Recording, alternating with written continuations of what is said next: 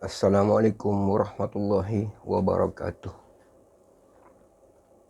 Saya akan membicarakan gambaran retak kemungkinan kejatuhan bangsa Melayu.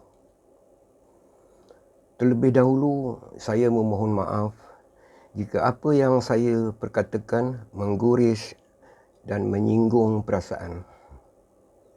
Saya cuma berharap pandangan saya ini dapat direnung, difikir supaya tidak berlakunya suatu sejarah yang kita tidak ingin terjadi di abad akan datang, iaitu sejarah kejatuhan bangsa Melayu di bumi sendiri. Ya, kita tentu tidak mahu terjadi kata pepatah Melayu, menang sorak kampung tergadai. Gelombang dan ciri-ciri memungkinkan kejatuhan bangsa Melayu amat ketara dengan berbagai gejala berlaku yang tidak seharusnya berlaku, yang dapat kita lihat dan saksikan sejak kebelakangan ini. Sejarah kejatuhan kerajaan Melayu Melaka pada tahun 1511 dan kejatuhan kerajaan Islam Osmaniyah pada tahun 1924 sepatutnya menjadi teladan kepada bangsa kita untuk memperbaiki sesuatu yang perlu diperbaiki sebelum terlambat. Dengan perkembangan dan kemajuan dunia yang semakin pesat hari ini, terdapat bangsa-bangsa yang mahu kedudukan bangsa mereka disanjung dan dihormati sebagai bangsa amat bertamadun yang boleh dicontohi oleh bangsa-bangsa lain. Bagi mengatasi persoalan yang telah lama wujud dan menjadi tanda tanya bangsa di dunia, Amerika telah menubuhkan sebuah konsortium yang diberi nama HUGO atau Human Genome Organization yang mengkaji maklumat keturunan manusia melalui genom genetik yang dibawa DNA. Kajian lebih dari 10 tahun telah melibatkan tidak kurang dari 80 buah universiti seluruh dunia, dan ia menelan belanja 3 bilion US, dan kajian ini telah diiktiraf oleh seluruh dunia. Kajian ini telah memeranjatkan para pengkaji yang terdiri dari berbagai bangsa, bila mana hasil yang diperolehi menunjukkan komponen daging manusia mengandungi unsur-unsur tanah liat yang menyerapkan air dalam diri manusia, seperti mana tercatat dalam Al-Quran. Firman Allah Subhanahu wa Ta'ala, Surah Al-Hijr ayat 26. Dan sesungguhnya kami telah menciptakan manusia dari tanah liat yang kering. Kajian ini juga mendapati bahawa bangsa Melayu adalah bangsa kedua tertua di dunia dan bangsa terawal bertamadun. Bangsa Melayu bermula dari Afrika, berhijrah hingga ke Tanah Melayu dan pulau-pulau berhampiran yang dahulunya dikenali sebagai gugusan Kepulauan Melayu yang mengandungi Singapura, Indonesia, Brunei serta Filipina. Kajian juga mendapati bahawa keturunan awal kita yang bertapak di Tanah Melayu dahulu adalah terdiri dari bangsa Melayu Jakun. Dan titisan keturunan ini masih terdapat hingga hari ini. Kajian ini telah menjadi satu jurnal yang diperakui dan diiktiraf dunia. Dengan demikian, kita berharap tiada lagi suara-suara sumbang yang mempertikaikan asal-usul bangsa Melayu di tanah yang tercinta ini.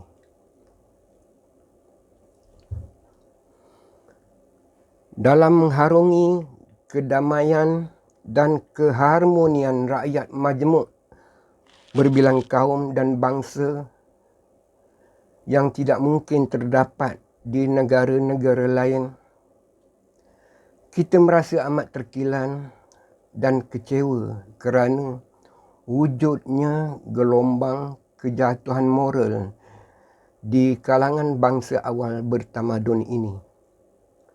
Kita boleh lihat, perhati dan fikirkan apa yang saya katakan ini tanpa mengira status dan kedudukan sesiapa. Lihatlah, bangsa apakah yang ramai terlibat dengan penyalahgunaan kuasa dan rasuah? Bangsa apakah yang ramai terlibat dengan dadah, pencurian dan ragut di jalanan? Bangsa apakah yang terlibat dengan pemalsuan dan penjualan maikat pengenalan diri? Bangsa apakah yang boleh dibeli? Dan bangsa apakah yang ramai di dalam penjara? Tidakkah kita terfikir berterusan berlakunya keadaan-keadaan ini merupakan penyumbang besar kepada kejatuhan bangsa Melayu? Pola penyumbang kepada terjadinya kejatuhan ini amat jelas dan dapat dilihat oleh kita semua. Dan ia amat menyedihkan kita bangsa Melayu yang sayangkan bangsa ini. Apakah akan terjadi kepada keturunan-keturunan kita akan datang? Apakah kita mahu sejarah kejatuhan kerajaan Islam Osmaniyah dan kejatuhan kerajaan Melayu Melaka turut berlaku kepada bangsa kita? Kerajaan Melayu Melaka dan kerajaan Islam Osmaniyah mungkin tidak terfikir akan kejatuhan empayanya, memandangkan ia adalah sebuah kerajaan yang amat kukuh dan kuat. Tidak terfikir oleh mereka ada gunting dalam lipatan. Pada hari ini, kita tidak nampak gambaran gelombang kejatuhan bangsa-bangsa lain di dunia. Dan kita tidak nampak gelombang kejatuhan saudara sebangsa kita Indonesia di Indonesia. Malah apa yang kita nampak dan ketahui adalah gelombang kebangkitan pembangunan rakyat dan bangsa Melayu di Indonesia.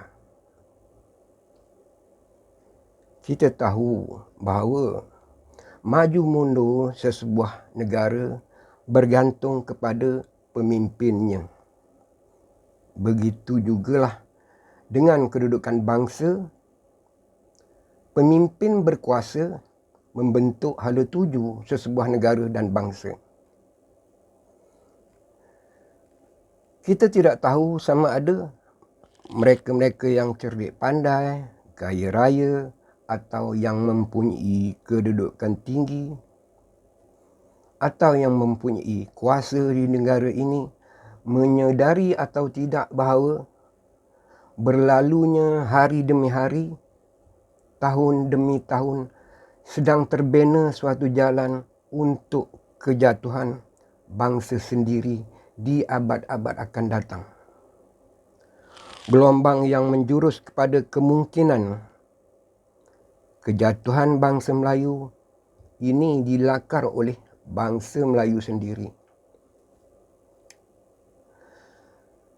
Kejatuhan moral bangsa Melayu telah mula menonjol sejak akhir-akhir ini. Budi bahasa tidak lagi dari naluri jiwa murni tetapi terpaksa. Tolong-menolong tidak lagi ikhlas tetapi untuk mendapatkan ganjaran ganti. Tiada lagi kata sepakat sebangsa seperti dahulu untuk memperbaiki masa depan dan pribadi bangsa. Disebabkan terdapat kalangan yang mungkin mempunyai agenda dan cita-cita tersendiri yang tersirat. Perlu kita ketahui bahawa kepentingan diri yang diutamakan oleh sesiapa sahaja tanpa mengira kedudukan tinggi atau rendah sebenarnya menjurus kepada perlakuan salah guna kuasa, penipuan, tidak amanah, rasuah, tidak ikhlas dan tidak jujur dalam menjalankan amanah dan tanggungjawab yang diberi. Keadaan ini sedang berlaku dan ia amat ketara di kalangan bangsa Melayu. Salah siapakah ini? Ini bukan soal salah siapa dan di mana, tetapi salah diri bangsa ini sendiri. Zaman dan dunia sememangnya berubah mengikut peredaran, tetapi kepribadian bangsa tetap tidak akan berubah kecuali diri pribadi bangsa itu sendiri yang hilang jati diri dan pendirian. Amat menyedihkan. Sedang ramai yang memperkatakan kebangkitan Islam akan tiba, tetapi yang terjadi dan dapat dilihat tanpa disedari ialah wujud senario gambaran perpecahan di kalangan bangsa Melayu di tanah air tercinta ini. Mungkinkah telah wujud di kalangan bangsa ini pepatah menyebut tepat di luar, lencong di dalam, atau musuh di dalam selimut, iaitu wabak yang telah menyebabkan kejatuhan Empayar Osmaniyah dan kejatuhan kerajaan Melayu Melaka. Janganlah kita berbangga dengan kehidupan hari ini, kerana Allah telah berfirman dalam surah An-Nisa ayat 78. Di mana sahaja kamu berada, kematian akan mendapatkan kamu. Meskipun kamu di dalam benteng yang tinggi, lagi kukuh. Surah Al-Munafikun ayat 11 yang bermaksud Allah sekali-kali tidak akan menangguhkan kematian seseorang apabila telah datang waktu kematiannya. Hari demi hari dan tahun demi tahun menuju masa dan abad yang pasti mendatang, nyata dan akan terjadi. Kita semua akan melalui perjalanan ini. Itulah lumrah kejadian alam. Sejarah Turki di bawah pimpinan Mustafa Kemal Atatürk yang menjatuhkan kerajaan Islam Osmaniyah seharusnya menjadi pengajaran dan teladan kepada bangsa Melayu. Kejatuhan bangsa Melayu memungkinkan tiada lagi kedengaran suara azan dari masjid dan surau-surau sebagaimana dilakukan oleh Mustafa Kemal Atatürk di zaman pemerintahannya. Semoga Allah Subhanahu wa taala melindungi bangsa dan tanah air yang tercinta ini. Di akan datang, saya akan membuka pandangan untuk kita sama-sama berfikir dan merenung punca lain gelombang memungkinkan kejatuhan bangsa Melayu. Sila tekan subscribe dan share supaya kita dapat berkongsi pandangan saya ini dengan saudara-saudara kita yang lain.